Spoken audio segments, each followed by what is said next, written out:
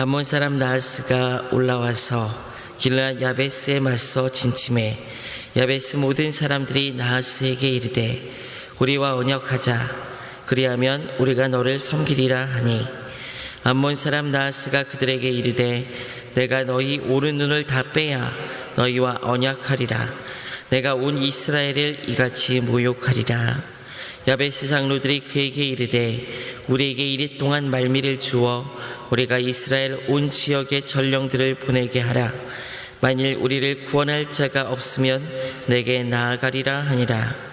이에 전령들이 사울이 사는 기브아에 이르러 이 말을 백성에게 전하매 모든 백성이 소리를 높여 울더니 마침 사울이 밭에서 소를 몰고 오다가 이르되 백성이 무슨 일로 우느냐 하니 그들이 야베스 사람의 말을 전하니라. 사울이 이 말을 들을 때 하나님의 영에게 크게 감동되매 그의 노가 크게 일어나 한결이 소를 잡아 각을 뜨고 전령들의 손으로 그것을 이스라엘 온 지역에 두루 보내어 이르되 누구든지 나와서 사울과 사무엘을 따르지 아니하면 그의 소들도 이와 같이 하리라 하였더니 여호와의 두려움이 백성에게 임하매 그들이 한 사람같이 나온지라. 사울이 벳색에서 그들의 수를 세어보니 이스라엘 자손이 30만 명이요 유다 사람이 3만 명이었더라. 우리가 와 있는 전령들에게 이르되 너희는 길르앗 야베스 사람들에게 이같이 이르기를 내일 해가 더울 때 너희가 구원을 받으리라 하라. 전령들이 돌아가서 야베스 사람들에게 전하매 그들이 기뻐하니라. 야베스 사람들이 이에 이르되 우리가 내일 너희에게 나아가리니 너희 생각에 좋을 대로 우리에게 다 행하라 하니라. 이튿날 사울이 백성을 3대로 나누고 새벽에 적진 한가운데에 들어가서 날이 더울 때까지 암몬 사람들을 치매 남은 자가 다 흩어져서 둘도 함께한 자가 없었더라. 백성이 사무엘에게 이르되 사울이 어찌 우리를 다스리겠다느냐 한 자가 누구니까 그들을 끌어내소서 우리가 죽이겠나이다. 사울이 이르되 이날에는 사람을 죽이지 못하리니 여호와께서 오늘 이스라엘 중에 구원을 베푸셨음이니라. 사무엘이 백성에게 이르되 오라 우리가 길갈로 가서 나라를 새롭게 하자. 모든 백성이 길갈로 가서 거기서 여호와 앞에서 사울을 왕으로 삼고 길갈에서 여호와 앞에 화목제를 드리고 사울과 이스라엘 모든 사람이 거기서 크게 기뻐하니라. 아멘. 낭중지추라는 사자성어가 있습니다. 호주머니 속에서도 송곳이 나온다라는 뜻으로 곧 능력 있는 사람은 드러나게 된다는 말입니다. 그러나 저는 이 말도 맞는 것 같은데 좀 반대되는 표현으로 자리가 사람을 만든다라는 그 말도 굉장히 맞는 것 같다는 생각이 듭니다. 저도 그랬습니다. 대학 다닐 때 처음 대학에 입학했을 때는 굉장히 소심하고 또 연약하고 또 말도 잘 못하는 그런 사람이었습니다. 그런데 이제 친구들을 보면서 저의 그런 모습들 때문에 굉장히 힘들어하곤 했었는데 전도사로서 사역을 시작하면서 성격도 변하고 또 생각도 변하고 하나님께서 성경을 보는 눈과 또 사람들도 눈도 키워주시고 사람들도 만나게 하면서 사역자로서 마음의 자세나 그런 능력들이 확연하게 변하고 성장하게 되었기 때문입니다. 하나님께서 우리에게 어떤 자리에 있게 하시고 사명을 맡기실 때는 현재 우리를 보고 그 자리를 맡겨주시는 것은 아닙니다. 하나님의 뜻이 있고 그 뜻 안에 나를 세우시는 하나님의 역사, 나를 통해서 역사하시는 하나님의 은혜가 있기 때문에 지금 현재 나를 보고 그 자리에 맞는다, 맞지 않는다라는 평가를 하기에는 시기상조라는 생각이 듭니다. 그래서 우리는 교회를 통해서 맡겨진 사명의 자리에 대해서 아니오라고 이야기하기 이전에 먼저 하나님의 부름에 예라고 대답하는 겸손이 필요한 줄 믿습니다. 그것이 하나님을 의지하는 자의 자세입니다. 비록 지금 초라하다 할지라도, 지금 능력이 없다 할지라도 하나님은 우리를 통해서 일하시기 때문입니다. 또 그렇게 일하시는 분이 바로 우리 하나님이십니다. 오늘 말씀에서 우리는 이 사실을 확인할 수가 있습니다. 하나님께서 사울을 왕으로 세우십니다. 그러나 사울도 그렇거니와 이스라엘 민족은 다른 나라들처럼 왕을 요구했지만 정작 왕이 뽑힌 후에 그들이 왕정 체제에 따라 움직이고 또 그 체제에 따라 나라가 다스려질 준비가 되어 있지 않았습니다. 먼저 사울의 성품을 보면 왕을 하기에 적합하지는 않은 듯 보입니다. 10장 22절에서는 이렇게 이야기합니다. 그러므로 그들이 또 여호와께 묻되 그 사람이 여기 왔나이까? 여호와께서 대답하시되 그가 짐 보따리들 사이에 숨었느니라 하셨더라. 하나님께서 사울을 통해서 사무엘을 통해서 제비 뽑기라는 방법을 사용하셔서 이 사울을 왕으로 세우셨는데, 그가 왕으로 뽑히고 백성들 앞에서 이름이 불리워졌을 때 그는 처음에 짐 보따리들 사이에 숨었을 정도로 겸손하다고 표현할 수 있을 것 같기도 하지만, 달리 생각하면 소심하고 또 이미 앞서 하나님께서 사무엘을 통해서 기름을 부었음에도 불구하고 그 사실을 믿음으로 따라가지 못하고 왕으로서 갖춰야 될 리더십이 없어 보이기까지 합니다. 이렇게 왕으로 세움받은 사울에 대해서는 일각에서 이렇게 평가합니다. 27절을 보게 되면, 10장 27절을 보게 되면 어떤 불량배는 이르되 이 사람이 어떻게 우리를 구원하겠느냐 하고 멸시하며 예물을 바치지 아니하였으나 그는 잠잠하였더라. 이런 분위기가 당시 사울이 왕이 되었을 때의 분위기였습니다. 하나님께서 세우셨지만 이에 반기를 드는 세력도 있었고, 사울은 자신이 왕으로 기름 부음 받았지만 자신에 대해서 왕으로서 인정하지 않고 공개적으로 자신을 비판하는 그 사람들, 비난하는 사람들에게 아무 말도 하지 못하는 그런 모습을 우리는 볼 수가 있습니다. 사울은 사울대로 별로 준비되어 있는 것 같지 않습니다.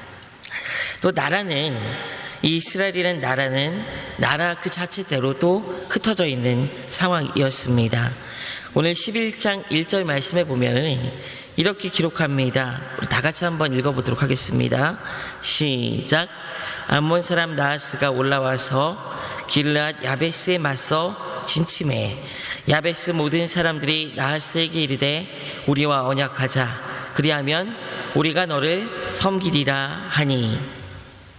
당시 암몬 사람 나하스가 야베스 지역의 사람들을 굉장히 괴롭혔습니다.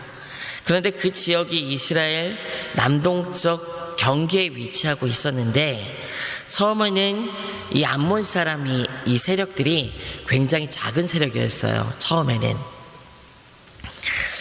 그런데 이 나하스가 세력을 키우더니 이제 길르앗 야베스라는 성읍 전체를 포위하고 공격하고 이스라엘 전체를 모욕할 정도로 그 세력이 강해졌습니다.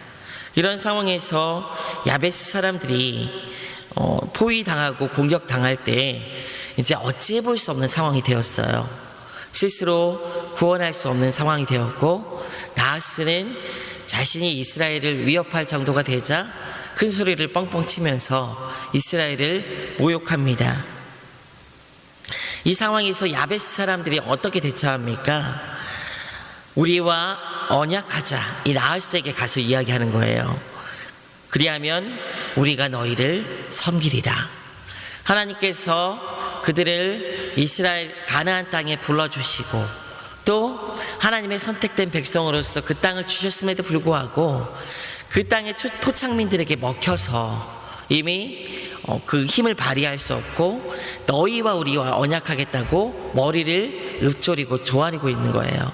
얼마나 모욕적인 상황입니까? 야베스는 마치 이 상황에서, 이런 비참한 상황에서 왕으로 세워진 이 사울이 왕으로 세워지지 않은 것처럼 지금 독자적으로 이 나하스와 조약을 체결하겠다라고 지금 이야기하고 있는 것입니다. 왕의 뜻을 묻지도 않고 지파들은 지파들대로, 또 성읍들은 성읍 단위로 독자적으로 행동하고, 이것이 당연시되고 익숙한 시대가 바로 사울이 왕으로 세움받았던 이 시대였던 것입니다. 이스라엘 전체의 정치 사회적 분위기가 사울이 왕의 역할을 하기에도 적합하지 않은 그런 상황이었습니다. 당시 암몬 왕 나하스에 대해서 야베스는 굉장히 굴욕적인 대접을 받습니다. 특히 11장 2절부터 3절까지를 보게 되면은 이 나하스가 얼마나 이스라엘을 굴욕적으로 대했는지 우리는 볼 수 있게 됩니다.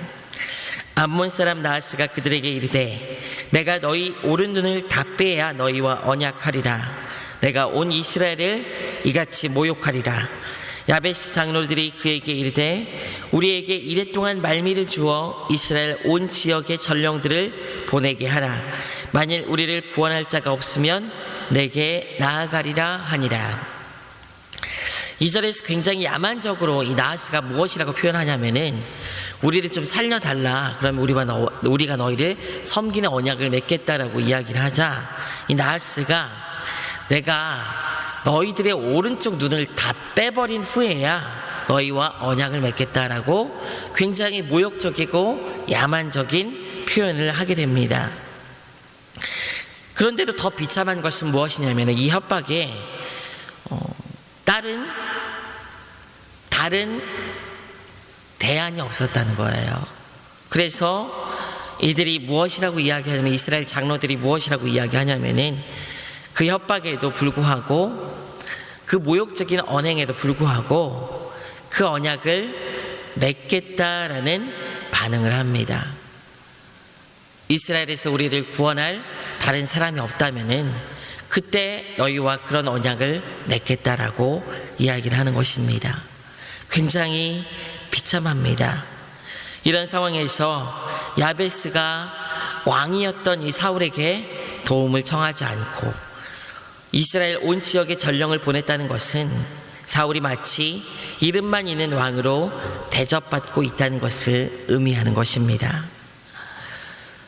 사울이 왕으로서 하나님께서 자신의 기업을 맡겨주셨는데 그 일을 감당할 수 있을까?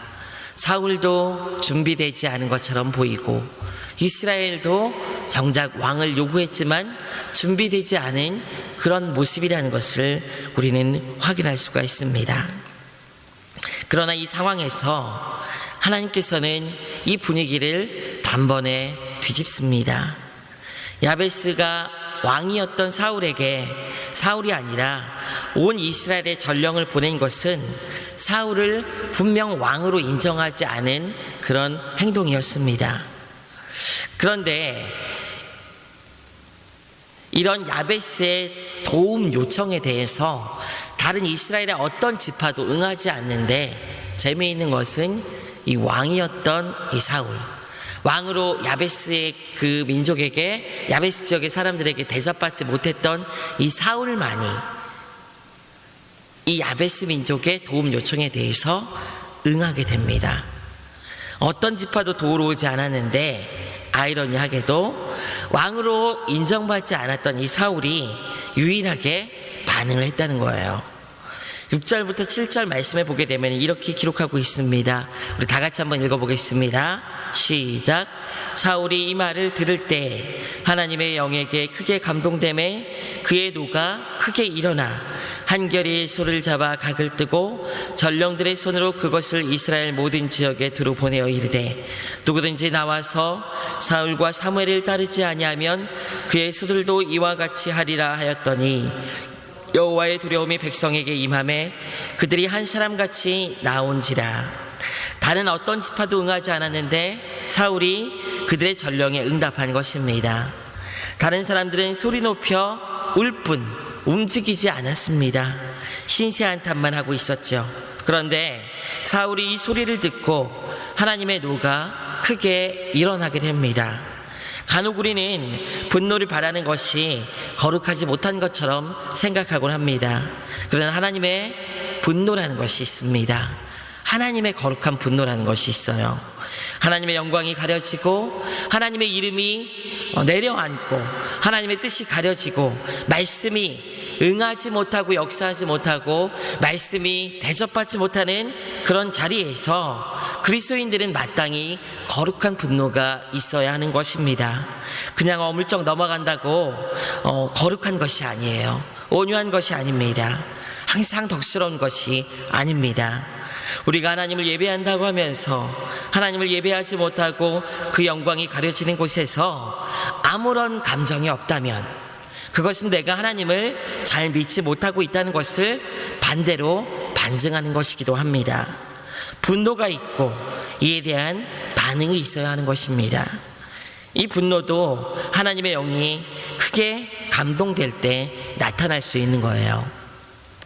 사울은 그 자리에서 소를 잡고 각을 뜨고 전령들의 손으로 이스라엘 모든 지역에 두루 보내게 됩니다. 그리고 사울과 사무엘을 따르지 아니한 자들에게 이런 일들이 일어날 것이다 라고 강력한 메시지를 보내게 됩니다. 이는 협박이 아닙니다. 이스라엘 백성들이 이 행동에 어떤 반응을 보이게 됩니까? 사울이 거룩한 분노로 이런 행동을 했을 때 이스라엘과 모든 이스라엘 지파의 모든 사람들이 어떤 반응을 보이게 되냐면은 여호와의 두려움이 백성에게 임하매라고 기록하고 있어요. 사울이 거룩한 분노로 그런 행동을 했을 때 사울이 두려웠던 것이 아니라 여호와의 두려움이 이스라엘 모든 지파에게 임하게 됩니다. 여호와 하나님의 대한 두려움이 있게 하셨고 이에 백성이 반응하고 이스라엘 자손들이 30만 명이나 되는 사람들이 모여들게 됩니다. 그리고 암몬 자손들을 쳐서 야베스를 구원하는 역사가 나타나게 된 것입니다. 하나님께서 사울을 통해서 왕으로 처음 세우신 이 사울을 통해서 백성을 구원한 것입니다. 사울을 통해서 하나님께서 암몬 나하스에 대해서 큰 승리를 거두게 한 오늘 11장의 이 사건은 단순하게 하나님께서 구원하신다는 메시지를 넘어서 왕으로 세우신 사울을 하나님께서 그 영으로 인도하셔서 세워주신 사건이기도 합니다. 비록 이스라엘이 왕을 요구한 것이 하나님의 뜻에 합한 것은 아니었지만 하나님께서는 사울을 왕으로 세우시고 그의 왕권을 인정해 주시면서 그의 자리에 맞는 능력을 주시고 하나님의 영으로 그 일을 감당하게 하신 것이 오늘 11장의 사건입니다. 앞서 21절에서 불량배들이 사울을 얕잡아 보면서 이야기했던 것과는 대조되게 오늘 11장 12절에서는 이 승리 이후에 사울을 이렇게 평가합니다. 우리 한번 다 같이 읽어보겠습니다. 시작. 백성이 사무엘에게 이르되 사울이 어찌 우리를 다스리겠느냐 한 자가 누구니이까 그들을 끌어내소서 우리가 죽이겠나이다. 분위기가 완전히 바뀌었습니다. 사울을 왕으로 세운 그 10장의 상황과는 완전 바뀌게 되었습니다. 왕으로 인정하지도 않았고 사울도 왕으로서 준비되어지지 않은 것처럼 보였지만 오늘 나하스를 무찌른 이 사건 이후에 백성들은 사울을 왕으로 인정하지 않고 얕잡아 보던 그런 사람들을 죽이겠다는 분위기가 형성이 됩니다. 그만큼 사울의 왕권이 공고하게 세움받았고 또 백성들 사이에서도 사울을 왕으로 인정하는 그 분위기가 형성되었던 것입니다. 14절 15절에서는 이 분위기를 이어갑니다. 사무엘이 백성에게 이르되 오라 우리가 길갈로 가서 나라를 새롭게 하자. 모든 백성이 길갈로 가서 거기서 여호와 앞에서 사울을 왕으로 삼고 길갈에서 여호와 앞에 화목제를 드리고 사울과 이스라엘 모든 사람이 거기서 크게 기뻐하니라. 사울을 왕으로 세우신 후에 하나님께서 비로소 사울을 왕으로 세우신 것을 마무리하는 사건이 바로 오늘 이 사건입니다. 결국 사울의 소심한 모습도 하나님의 영의 감동으로 극복되고 이스라엘 백성들의 분위기도 반전되는 전화위복의 사건이 된 것입니다. 하나님은 그냥 사람만 세워놓고 방치하는 분이 아니십니다. 주신 일들을 감당할 수 있는 상황을 만들어 주시고 또 능력을 주시고 분위기를 반전시키시는 분이 바로 우리 하나님이십니다. 내가 능력이 많고 능력이 없고 내가 준비되고 준비되지 않았음을 떠나서 주님께서 세우셨다면은 그 자리에 그 책임에 걸맞는 능력을 주시고 그 책임에 걸맞는 그 자리에 걸맞는 하나님의 일들을 일으켜 주시는 분이 바로 우리 하나님이시라는 것을 여러분 기억하시길 바랍니다. 때로는 우리가 주님의 사명을 받고 광야 같은 곳으로 나아갈 때가 있습니다. 나를 정말로 이곳으로 부르셨을까? 나는 이곳에 맞는 사람이 아닌 것 같은데 라는 생각이 드는 그런 일들을 우리에게 맡겨주실 때도 있습니다. 선한 것이 나올 수 없는 곳처럼 보이는 그곳에 나를 덩그러니 보내실 때도 있습니다. 그러나 하나님은 책임만 주시고 자리만 주신 후에 내가 알아서 해 이렇게 말씀하시는 매정한 분이 아니십니다. 주신 일들을 감당할 수 있게 능력을 주시고 상황과 환경을 바꾸어서 결국 사람을 세우시고 주님의 영광이 드러나게 하시는 분인 줄 믿습니다. 여러분이 있는 모든 자리에서 여러분들이 맡겨주신 모든 사명에 대해서 주의 말씀을 가진 자로서 만왕의 왕으로 모시는 여러분들의 삶의 왕으로서 그 사명자로서 주님 의지하면서 여러분들에게 맡겨진 그 일들을 감당할 수 있는 여러분들 되시길 원합니다. 내가 하는 것이 아니라 주님이 만들어 주시고 주님이 이끌어 가시고 주님께서 우리가 주님을 신뢰하고 믿고 나아갈 때 주님께서 그 일들을 감당하신다는 것을 여러분 기억하시고 주님 안에서 맡겨진 사명들을 잘 감당할 수 있는 복된 삶이 되시기를 주님의 이름으로 축원드립니다. 우리 기도하겠습니다. 하나님 감사합니다. 오늘도 귀한 말씀을 통해서 우리에게 맡겨진 사명의 자리, 우리를 왕으로 세워진 우리의 삶의 자리에서 하나님께서 일하시며 하나님께서 역사하시고 비록 내가 능력이 조금 부족하다 할지라도 내가 잘 준비되지 못한 자일지라도 하나님께서 보내시고 맡기시고 함께 하실 때 주님의 일들을 이루어 가신다는 것을 말씀하여 주셨습니다. 주님, 우리 각자가 있는 자리에서 주의 영광을 위해서 하나님께서 맡겨주신 우리의 삶의 자리에서 왕으로서의 직분들을 잘 감당할 수 있도록 인도하시고 주님께서 맡겨주신 청지기로서 아버지께서 맡겨주신 사명들을 감당해 나갈 때 현재의 나를 바라보며 낙심하거나 좌절하지 않고 상황과 환경을 바라보며 원만 불평하는 그런 어리석은 자가 되지 않고 나를 보내신 자가 나에게 맞는 능력과 그 자리에 맞는 하나님의 역사를 일으켜 주신다는 믿음으로 주님께서 맡겨주신 일들을 감당하는 성실하고 하나님을 믿는 신뢰하는 그리스도인들 될 수 있도록 이끌어 주시옵소서. 그래야 주의 역사가 우리를 통해서 나타나며 하나님의 영광이 드러나는 복된 인생이 될 수 있도록 함께하여 주시옵소서. 감사드리며 예수 그리스도의 이름으로 기도드립니다. 아멘.